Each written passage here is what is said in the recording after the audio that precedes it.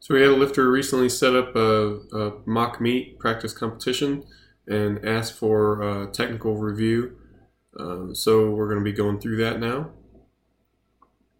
First up, obviously, is squats. Not a whole lot there. It does look like you are kind of searching for that bottom position. Maybe not quite certain of it, and if you are certain of it, then maybe just a little bit cautious in the bottom. So things like pause squats should really help you. There is a steady diet of them in your program currently, so I don't think you need to add more than that. Another thing that I notice is that you tend not to have you sit back quite a bit for a raw lifter. That's not a problem, and it also means that you tend not to have this chest fall pattern, although there is a little bit. So what I'm talking about when I'm looking for the chest fall pattern, if you're not familiar, so this is not quite your bottom position, but it's close enough to illustrate the point.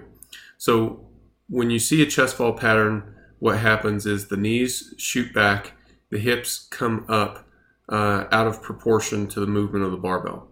You don't have it as bad as most, but you do have it, you see. So that would indicate to me that there's a quad weakness going on. The program itself is designed to generate a lot of training for the quads to begin with. Things like pin squats are going to help with that as well. So by the looks of it, exercise selection in your program should be just fine. Just keep working on it. I can't really see stance width real well from this video just because it's a direct side video. I wonder if your stance might be a bit too narrow. Like I said, that's just totally a guess right now because I can't see much. But you know, it might be something to look at in the future. So let's move on to the bench.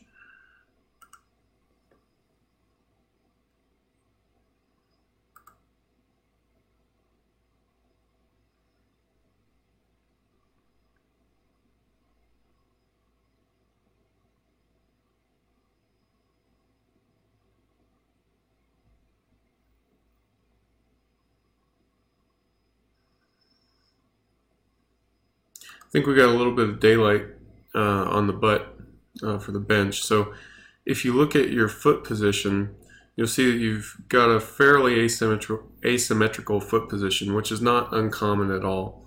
But in your case, it might be something that's worth fixing. So your feet are also fairly close to the center line of the bench. I would go out wider than that. And your heels in particular, like where your toes point doesn't matter so much, but try to get your heels out wider. That's going to help get your knee level down, and that'll help keep your butt down on the bench. In addition, it looks like your elbows are a bit soft at the top. I'm not sure if that's just an anthropometric concern or not, but your descent speed is also very slow. That would be a thing that I would work on speeding up a little bit.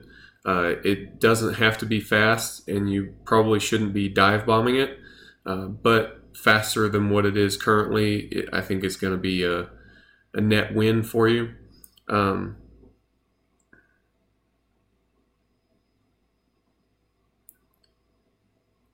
You can see, in terms of bar path, you can see that when you press off your chest that it does go back over your shoulders. I would try to get it back over your shoulders just a touch earlier. So you can see that your bar path goes, back and then up. That's the correct line. You just want to get it back over your shoulders a bit sooner and then up. That would be primarily what I would focus on for right now, just fixing those things, and then let's see where we end up after that, and if there's anything more that we need to fix. So let's look at your deadlift.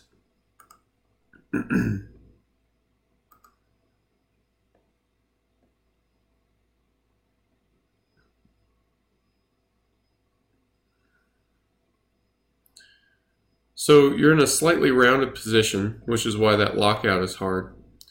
So this is not quite the bottom position, but you'll get the idea. You can see that you've got some rounding, some flexion in your spine. And you've got to ask yourself if that's a thing that you want, if that's a risk that you're willing to accept. If it's not, we've done other videos in the past that outline the procedure for converting to a flat back position and the challenges that are involved with that, and you should 100% go that route. If you are fine with the additional risk that's posed to this, which some people are, and that represents how they want to lift, and that's fine as well. If you want to continue lifting like this, the lockout is going to be the hardest part. So what you need to do when the program calls for pause deadlifts, you need to pause below the knee. And when the program calls for deficit deadlifts, I would probably swap that out for something like, ideally would be a chain deadlift, a band deadlift, or a reverse band deadlift in that order. If you don't have access to any of those, then I would go with a rack pull or a block pull from mid shin or below the knee, and try to mimic this start position. Don't cheat the lift and get into a really great locked in low back position because it's not going to transfer very well.